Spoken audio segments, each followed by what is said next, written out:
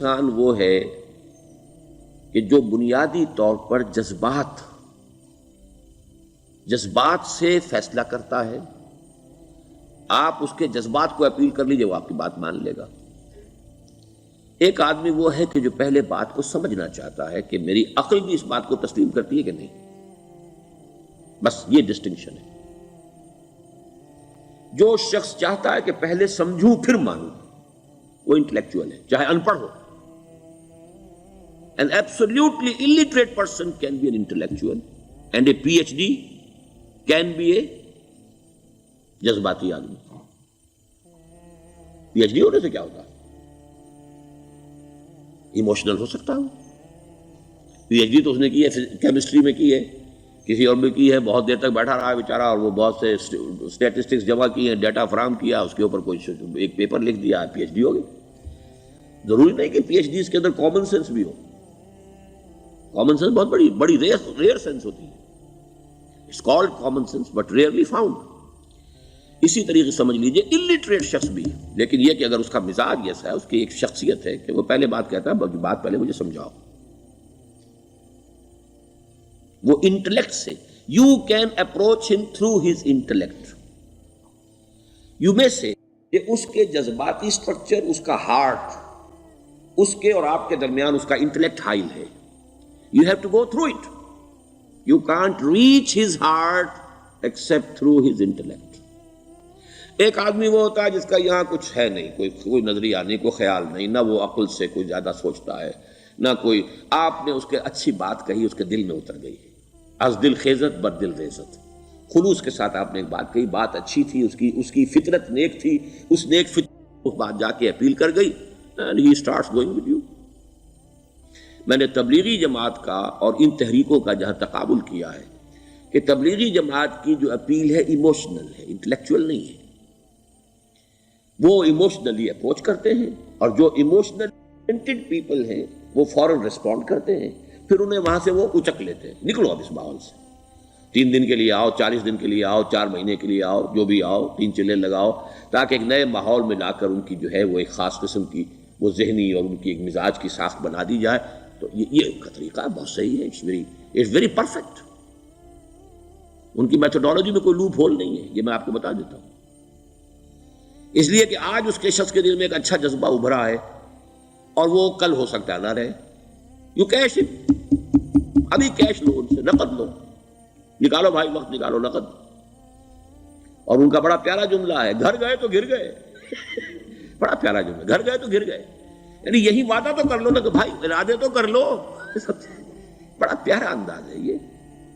بھائی ارادے تو کر لو. وہ ارادہ کر لیا تو آپ ایک وعدے کی وجہ سے بند گئے. اب یہ کہ اچھا بھائی چلو نکلو. اب نکل گئے تو پھر تو ان کے قابو میں آئی گئے. اب آپ انہوں نے 24 گھنٹے وہ آپ کو جو ہے اس میں رکھنا ہے کہ وہ آپ اپنی ساری سوچ وہ سب کی سب جو ہے وہ سب جاتی رہے گی.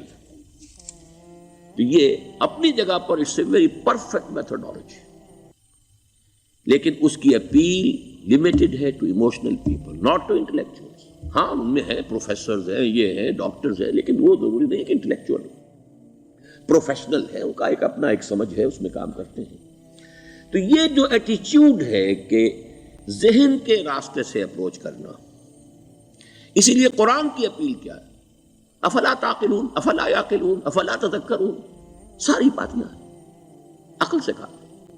ابھی میں نے جیسا کہ آپ کو بتایا، قرآن تو یہ کہتا ہے کہ بغیر یا تو عقل سے بات مانی جائے گی، اور یا قرآن کی بات مانی جائے گی، یا رسول کی بات مانی جائے گی.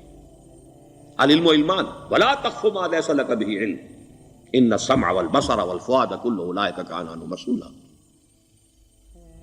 کسی ایسی چیز کی پیروی نہ کرو جس کے لیے تمہارے پاس علم نہیں. علم 2 ہے، یا آپ کو اپنے حواس کے ذریعے سے علم حاصل ہوا ہے، عقل سے حاصل ہوا ہے، اور یا پھر یہ کہ وہی سے حاصل. تو یہ ہے اصل میں کسی بھی انقلابی تحریک کے لیے جو پہلا نیوکلیس بنتا ہے وہ انٹلیکچوئلز کا ہوتا ہے. پھر یہ کہ وہ چیز جو ہے عام لوگوں کے اندر بھی نیچے اترتی ہے. اس کے بعد جو فائنل سٹیج ہوتی ہے اس میں تو آپ کو عوام کو موٹیویٹ کرنا پڑے گا. اب وہ وہاں انٹلیکچوئل اپیل نہیں چلے گی، وہاں پھر ایموشنل اپیل چلے گی. لیکن وہ کب چلے گی؟ جبکہ ایک مضبوط جماعت ایسی پیدا ہو چکی ہو کہ جو سمجھ کر آئی ہو، علی وجہ البصیرت مان رہی ہو چل رہی ہو اپنی دونوں آنکھیں کھول کر چل رہی ہو، پھر ڈسپلنڈ ہو، پھر جو کچھ کہہ رہی ہے وہ کر بھی رہی ہو، ایسی مضبوط جماعت ہوگی تو ایک عوامی جو ہے کوئی تحریک اٹھا کر اسے کنٹرول کر سکتی ہے، اسے ایک ڈائریکشن کے اندر رکھ سکتی ہے، ورنہ عوامی تحریک کو کوئی کر سکتا ہے؟ عوامی تحریک خود بخود بھی دائیں بائیں کسی طرح بڑھ جائے گی، جوش اور جذبات کے اندر، تو پھر انسان جو ہے وہ پھر ادھر سے ادھر نکل جاتا ہے، پھر وہ حد اعتدال پر نہیں رہتا۔ اس کو کنٹرول کرنے کے لیے جیسے ریڑھ کی ہڈی ہے انسان کے جسم میں، وہ جب تک کھڑی ہے میرا پورا پوسچر کھڑا ہے، اگر اس میں سے کوئی ایک من کا بیٹھ گیا تو کوب نکل آئے گی انسان کی۔ تو وہ ریڑھ کی ہڈی جو ہے وہ جماعت ہے، انقلابی جماعت، جو کہ اسلامی انقلاب میں حزب اللہ، جو ہم تنظیم اسلامی کے تحت کوشش کر رہے ہیں بنانے کی، اور یہ کہ اس کے لیے انٹلیکچوئل اپروچ کے لیے یہ سارا معاملہ ہے کہ جو اسلام کی نشأت ثانیہ سے شروع ہوا، اور یہ سارا کام جو اب ہو رہا ہے، آپ سے بات ہو رہی ہے، آپ کو سمجھانے کی کوشش ہو رہی ہے کہ دین کو سمجھیے کہ دین ہے کیا، اس کا ہدف کیا ہے، اس کا بیسس کیا ہے، اس میں پرائرٹیز کیا ہیں، یہ ساری چیزیں کہ سمجھ سے آئیں آپ کے اندر، پھر آپ سمجھ کر اس شے کو قبول کریں، یہ ہماری پرائرٹی ہے۔ ہم آپ کو ایموشنلی موٹیویٹ کر کے حرکت میں نہیں لانا چاہتے، وہ سٹیج آئے گی، جب آئے گی، اگر وہ مضبوط جماعت پہلے تیار ہو جائے تو پھر وہ سٹیج آئے گی، پھر عوام کو موٹیویٹ کریں گے۔ اور اس وقت میں سمجھتا ہوں کہ اگر کوئی ایسی شکل ہمارے ذریعے سے اللہ نے پیدا کر دی تو مجھے یقین ہے کہ تبلیغی جماعت کے لوگوں کی بہت بڑی تعداد جو ہے کھنچ کر آ جائے گی، جیسے ویکیوم میں کوئی چیز کھنچ جاتی ہے۔ لیکن جبکہ انہیں معلوم ہو جائے کہ ہاں دین ہے واقعتاً، یہ کوئی اقتدار کی جنگ نہیں ہے، یہ کوئی اور مسئلہ نہیں ہے، کوئی اس میں شک و شبے سے بالا تر بات نہیں ہے، خالص دین کا مسئلہ ہے، اور اس کے اوپر کوئی تحریک شروع ہوئی تو پھر وہ نکل آئیں گے لوگ۔ حضور کے زمانے میں بھی سمجھ لیجئے، جیسا کہ میں نے کہا الٹریٹ ہونا اور بات ہے، لیکن یہ کہ انٹلیکچوئل جو ہے وہ اسٹرکچر آف پرسنالٹی ہوتا ہے، انٹلیکچوئل یا ایموشنل۔ یہاں پر ایک جملہ ذرا نوٹ کر لیجئے اگر آپ کے علم میں نہ ہو، جبران، خلیل جبران جو ہے یہ ایک عیسائی مصنف تھا، عرب لبنان کا، لیکن بہت بڑا ادیب تھا۔ تو اس کا ایک جملہ ہے، عقل سے روشنی حاصل کرو لیکن جذبے کے تحت حرکت کرو۔ یعنی عقل سے روشنی حاصل کرو، جانا کدھر ہے، منزل کیا ہے، ہدف کیا ہے، یہ عقل سے طے کرو، یہ جذبات میں طے نہ کرو، یہ تو غلط ہو جائے گا، ڈائریکشن ہی غلط ہو جائے گی۔ لیکن جب طے کر لیا، عقل سے پہچان لیا، دس از دی آئیڈیل، دس از دی گول، یہ میرا مقصود ہے، اب عقل کو ذرا ایک طرف رکھ دو۔ اگر عقل کو رکھے رکھا یہ چلنے ہی نہیں دے گی، یہ کہے گی کہ ذرا سوچو تو صحیح، بیوی بچے ہیں، یہ ہے، گھر بار ہے، یہ عقل تو پھر یہ سکھائے گی۔ عقل کے معنی باندھنے کے ہیں، یہ معلوم ہے آپ کو؟ عقل کے معنی باندھنا۔ اقال جو یہ عرب لوگ اپنے سر کے اوپر یہ لگتے ہیں، اقال، یہ کیا تھا اصل میں؟ یہ عرب بدو جب ہوتا تھا، بدو، وہ اپنے سر پر ایک رسی باندھ لیتا تھا کہ جہاں کہیں وہ اونٹ سے اترے گا وہ رسی اپنے سر پر سے کھولے گا اور اونٹ کا گھٹنا اس سے باندھ دے گا۔ ایک گھٹنا باندھ دیتا تھا تاکہ اب یہ اونٹ دوڑنے کے قابل نہیں رہا، 3 پاؤں سے اچک اچک کر، ادھر سے کوئی کیکر کا درخت ہے کچھ کھا لے گا، کہیں اور چلا جائے گا، دوڑ تو نہیں سکتا۔ اس رسی کو وہ اقال کہتے تھے۔ اب جب اس نے پھر چلنا ہے، سفر شروع کرنا ہے، وہ رسی اونٹ کے گھٹنے پر سے کھولی اور اپنے سر پر باندھ لی، یہ اقال تھا، جو اب یہ سنہری اقال باندھے پھرتے ہیں بادشاہ لوگ۔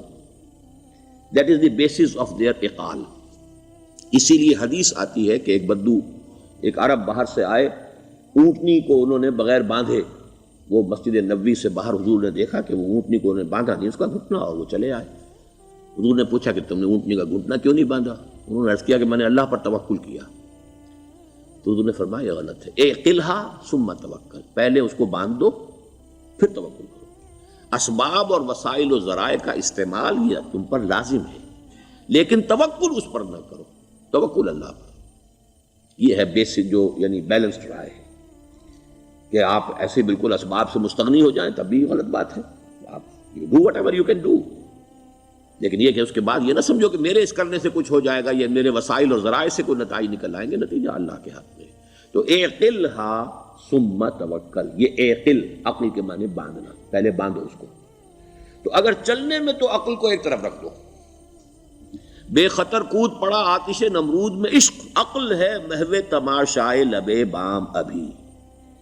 عقل تو نہیں اجازت دے سکتی تھی حضرت ابراہیم کو کہ کود جاؤ آگ میں، عقل تو یہی کہتی نا کہ بابا جان خامخواہ دینی ہے، اگر تم اپنے آپ کو بچا لو گے، اس وقت کوئی کوئی ہیلا کر لو، کوئی تھوڑا سا نمرود کی خوشامد کر لو، چھوڑ دے تو پھر اس کے بعد توحید کی دعوت دینا. لیکن یہ کہ زندگی ختم ہو گئی تو توحید کی دعوت کون دے گا؟ عقل تو یہ سکھاتی ہے نا، پٹی پڑھاتی. لیکن بے خطر کود پڑا آتش نمرود میں عشق. عقل ہے محو تماشائے لبے بام ابھی. عقل تو وہیں بیٹھی دیکھ رہی ہے کہ یہ کیا کیا اس نے. یہ jumped, he should not have jumped. تو عقل سے روشنی حاصل کرو. ڈائریکشن کیا ہے، گول کیا ہے، جانا کیا ہے، یہ طے کرو عقل سے. اس میں جذبات کو دخل نہ آنے دو، اور جب چلنا ہے تو اب عقل کو طے کر کے رکھ دو اور اب جذبے کے تحت حرکت کرو. بہت عمدہ جملہ ہے.